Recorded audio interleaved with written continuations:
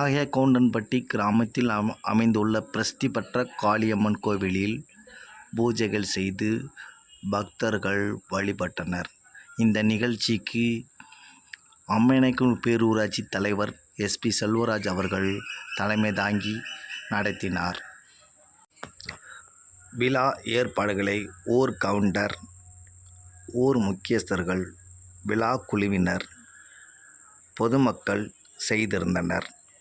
இந்த நிகழ்ச்சியில் ஏராளமான பெண்கள், பொதுமக்கள் அம்மனுக்கு அபிஷேகம் செய்து சிறப்பு வழிபாடுகள் நடத்தினர். இந்த நிகழ்ச்சி சிறப்பாக நடைபெற்றது.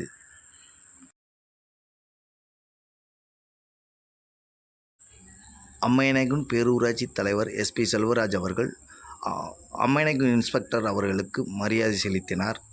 இன்னிசை கச்சேரி நிகழ்ச்சி நடத்தும் நிர்வாகிகளுக்கும் சால்வை அணிவித்து மரியாதை செலுத்தி வரவேற்றார்.